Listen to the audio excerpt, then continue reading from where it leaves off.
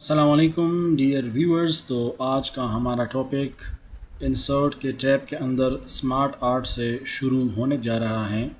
पिछली क्लासेस में हमने पूरे होम टैब को भी एक्सप्लेन किया था और साथ ही साथ हमने इंसर्ट के अंदर शेप्स तक सारे टॉपिक्स कवर किए हैं। तो आज हम अपने टॉपिक को आगे लिए चलते हैं। तो आज का हमारा जो पहला टॉपिक है वो है स्मार्ट आर्ट। अगर हम मैग्नीफायर को इंक्रीज़ कर लें तो आप ऑप्शन को देख लें। फर्स्ट ऑप्शन हमारे पास आज का है स्मार्ट आर्ट एलिस्ट्रेशन के सेक्शन में, और दूसरा हमारा जो टॉपिक है आज का वो है चार्ट। ठीक है, तो सबसे पहली बात कि इन दोनों का काम क्या है। दोनों का काम बुनियादी तौर पर विजुअल डायग्राम्स बनाना। स्मार्ट आर्ट जो होते हैं, स्मार्ट आर्ट वो हम दरअसल सीक्वेंस अगर हम बनाना चाहते हैं कोई, या कोई प्रोसेस बनाना चाहते हैं, या किसी चीज़ के दरमियान रिलेशनशिप को शो करवाना चाहते हैं, या अगर हम कोई साइकिल वगैरह बनाना चाहते हैं, या कोई step by step process show करवाना चाहते हैं, तो हम स्मार्ट आर्ट का यूज़ करते हैं। स्मार्ट आर्ट होता क्या है, जब इसके ऊपर हम क्लिक करते हैं तो आप देख सकते हैं कि हमारे पास ये कुछ सैम्पल्स आ गए। यहाँ पे लिखें ऑल, ये सारे ये सब कुछ इसमें मिक्स्ड हैं। अगर हम लिस्ट के ऊपर क्लिक कर लें तो सिर्फ लिस्ट वाले जो ऑप्शन आपको नज़र आ रहे हैं ये हैं। इस तरीके से प्रोसेसेस वाले हैं, ये साइकिल फॉर्म में, जिस तरह आपने पढ़ा है कार्बन साइकिल, वाटर साइकिल, या life cycle of a butterfly वगैरह वगैरह, सब कुछ आप इन स्मार्ट आर्ट के थ्रू ज़ाहिर करवा सकते हैं। ये हिरार्ची का है जो हमारे पास बायोलॉजी के अंदर अक्सर इस्तेमाल होता है। रिलेशनशिप का भी हमारे पास है, मैट्रिक्स फॉर्म में भी है हमारे पास, और पायरामिड, जिस तरह pyramid of biomass, pyramid of number. तो मुख्तलिफ सीक्वेंस के तौर पर यह हम यूज़ कर सकते हैं। मिसाल के तौर पर हम एक यूज़ करते हैं, इसका इस्तेमाल देखते हैं किस तरह करते हैं। मिसाल, हम ये वाला डिज़ाइन, इसके ऊपर आपने सिंपल क्लिक करना है, या डबल क्लिक करने के बाद फ़ौरन ये आपके डॉक्यूमेंट पेज के ऊपर रिप्रेजेंट हो जाएगा। लेकिन अगर आपने इसके ऊपर सिंपल एक क्लिक किए हैं, सिंगल क्लिक, उसके बाद क्लिक करने के बाद आपने आना है यहाँ पे ओके के ऊपर क्लिक करना है। ओके करने के बाद आप देख सकते हैं कि आपके डॉक्यूमेंट पेज के ऊपर शो हो जाएगा। अभी हम थोड़ा सा मैग्नीफायर जो है उसको हम डिक्रीज़ कर लेते हैं ताकि आपको पूरा पेज नज़र आ सकें। बुनियादी तौर इस तरह हमारे पास ये स्मार्ट आर्ट जो है वो शो होता है। स्मार्ट आर्ट में हमारे पास सबसे पहले जो चीज़ होगी वो आप यहाँ पे देख सकते हैं। दोबारा से हम थोड़ा सा मैग्नीफायर को इंक्रीज़ कर लेते हैं। ये हमारे पास फर्स्ट चीज़ आएगी ऐड शेप। ऐड शेप से मुराद क्या है, अगर आप यहाँ पे देख लें तो टेक्स्ट, टेक्स्ट और टेक्स्ट, यानी तीन बॉक्सेस आपको दिए हैं। तीन बॉक्सेस में आप कुछ लिख सकते हैं। अगर आप चाहते हैं कि मैं मज़ीद कोई एक इसमें बॉक्स ऐड करूं, तो आपने सिंपल क्या करना है कि ऐड शेप के ऊपर जो है वो आपने क्लिक करना है। क्लिक करने के बाद आप यहाँ पे जब आएंगे इस तरीके से, तो मज़ीद ऐड होते जाएंगे। आप देख लें अभी हमारे पास 4 हो गए। दोबारा से क्लिक करेंगे एक दफ़ा फिर, या आप देख लें अभी 5 हो गए। तो इस तरीके से एक एक ऐड होता जाएगा। तो ऐड शेप का ये मतलब होता है। उसके बाद ऐड बुलेट्स। बुलेट्स के ऊपर तो हमने बाकायदा एक क्लास भी ली है।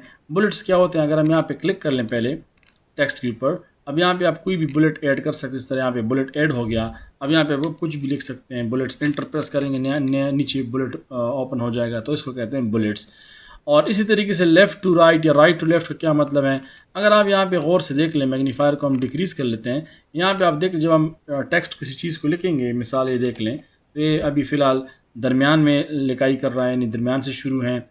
या इसके ऊपर जब हम क्लिक करेंगे तो आप देख सकते हैं कि इस तरफ से शुरू है।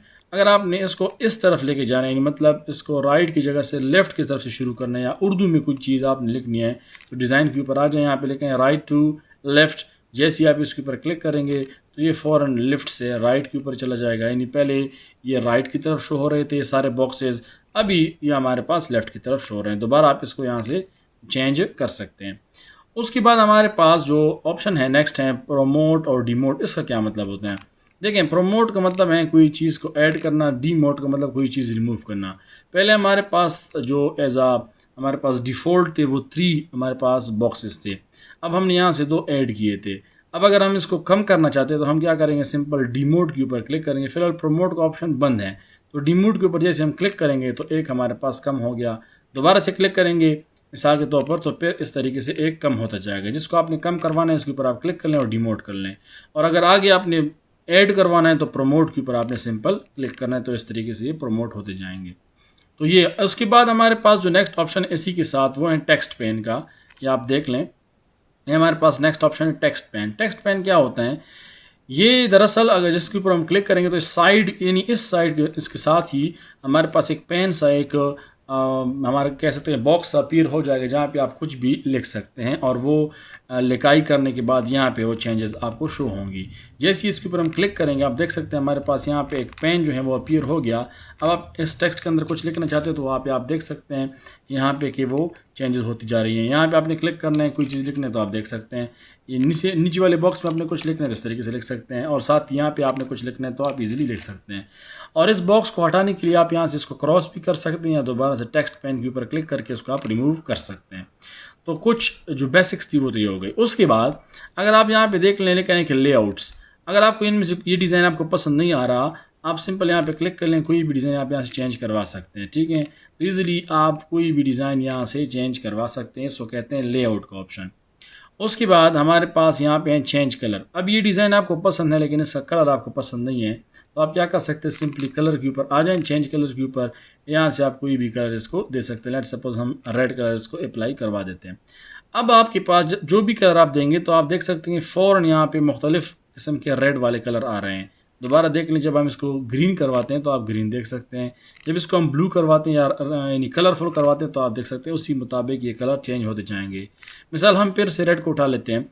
अब ये जो बेसिकली ऑप्शन है स्मार्ट आर्ट स्टाइल्स का, कि आपने इसको मुख्तलिफ डिज़ाइन के तौर पर इसको चेंज कर सकते हैं। देखें हमारे पास ये 3D फॉर्म में भी कन्वर्ट हो रहे हैं और सिंपल फॉर्म में भी कन्वर्ट हो रहे हैं, तो मुख्तलिफ़ किस्म के डिज़ाइंस हैं, आप कोई भी डिज़ाइन यहाँ से इसके ऊपर अप्लाई कर सकते हैं। तो ये हमारे पास बुनियादी जो ऑप्शन था इंसर्ट के अंदर स्मार्ट आर्ट, ये ऑप्शन होता है स्मार्ट आर्ट का। बुनियादी तौर पर हम साइकिल्स और जो रिलेशनशिप्स होते हैं स्टेप बाय स्टेप प्रोसेस के लिए इसको हम यूज़ करते हैं। इसको डिलीट करने का तरीका क्या है, इसके ऊपर आपने एक दफ़ा क्लिक करना है, क्लिक करने के बाद आपने बैक स्पेस को प्रेस करना है तो ये डिलीट हो जाएगा। इसी के साथ हमारे पास जो है वो चार्ट हैं। चार्ट किस लिए इस्तेमाल होता है, मुख्तलिफ न्यूमेरिकल डेटा जब आपके पास होता है, मिसाल के तौर पर आपने मुख्तलिफ डेटा कंबाइन किया हुआ है और उस डेटा को आप न्यूमेरिकल डेटा जो होते हैं उसको आप ग्राफिकली रिप्रेजेंट करवाना चाहते हैं। अक्सर आपने क्रिकेट मैचेस के अंदर भी देखा होगा कि जो दो टीमों के रन्स होते हैं वो चार्ट्स के थ्रू रिप्रेजेंट करते हैं, किसी के चार्ट्स गिर रहे होते हैं, किसी के चार्ट्स हाई हो रहे होते हैं। तो बेसिकली इसका मकसद क्या है कि मुख्तलिफ न्यूमेरिकल वैल्यूज़ को आपने चार्ट के थ्रू यानी ग्राफिकल रिप्रेजेंटेशन देने के लिए चार्ट का यूज़ कर सकते हैं। चार्ट के ऊपर क्लिक करने के बाद आप देख सकते हैं जिस तरह स्मार्ट आर्ट के अंदर मुख्तलिफ ऑप्शंस थी, इसके अंदर भी मुख्तलिफ ऑप्शंस हैं। कॉलम चार्ट्स हैं, लाइन चार्ट्स हैं, पाई चार्ट्स हैं, एरिया, बार, एक्स वाई स्कैटर, मुख्तलिफ चार्ट्स हैं। अगर आप मिसाल फ़िलहाल लाइन चार्ट के ऊपर क्लिक कर लें, कोई भी एक लाइन चार्ट इसके ऊपर आप क्लिक कर लें, क्लिक करने के बाद आपने क्या करना है, ओके के ऊपर प्रेस करना है तो एक चार्ट आपके साथ अपीयर हो जाएगा। एक तरफ आपके पास MS वर्ड है, दूसरी तरफ आपके पास एक्सेल एक शीट अपीयर हो जाएगी। एक्सेल शीट में आपने यहाँ पे कोई भी चेंजेस करवानी है और यहाँ पे चेंजेस करने के बाद यहाँ पे भी आप देखेंगे कि लाइन के अंदर चेंजेस होगी। सबसे पहली बात यहाँ पे लिखा है एक्स एक्सिस पे कैटेगरी 1, कैटेगरी 2, कैटेगरी 3, 4 वगैरह। यहाँ पे आप देख सकते हैं कुछ नंबर्स लिखे हैं और थोड़ा सा अगर इस तरफ आ जाए तो सीरीज़ यानी जो कलर्स के नाम है उसको सीरीज़ के नाम से शो करवाया है। तो अब इसमें अब क्या होता है, मिसाल के तौर पर अगर हम कैटेगरी 1 को रिप्लेस करना चाहते हैं, जिस तरह हम क्रिकेट मैच का एक हमारे पास एक सैम्पल ले लेते हैं, कैटेगरी 1 की जगह पे हम लिखते हैं कि 5 यानी 5 ओवर्स हो गए। अब जैसे ही मैं नीचे आऊँगा तो आप देखेंगे कि यहाँ पे जो कैटेगरी 1 है यहाँ पे ये 5 में तब्दील हो जाएगी। जैसे ही मैं नीचे आ रहा हूँ आप देख लें, फिर यहाँ पर आप लिख लें 10, फिर आप यहाँ पर लिख लें 15, फिर उसके बाद 20। तो ये हमारे पास लेट सपोज ओवर्स को रिप्रेजेंट कर रहे हैं कि 5, 10, 15, 20, लेट सपोज 20 मैच का एक मिसाल के तौर पर एग्जांपल ले रहे हैं। अब सीरीज़ की जगह पे हम कोई भी टीम का नाम लिख सकते हैं। मिसाल के तौर पर जो सीरीज़ 1 है वो आप देख सकते हैं कि ब्लू से रिप्रेजेंट है और ब्लू मिसाल के तौर पर कोई भी टीम हो सकता है, हम लिखते हैं फ़र्ज़ करो टीम A। फिर उसके बाद आप देख सकते हैं कि वो सीरीज़ 1 चला गया, A में तब्दील हो गया। आप अगर सीरीज़ 2 को रिप्रेजेंट करना चाहते हैं B के साथ और सीरीज़ 3 को C के साथ, तो इस तरीके से आप इनके नाम को भी चेंज कर सकते हैं।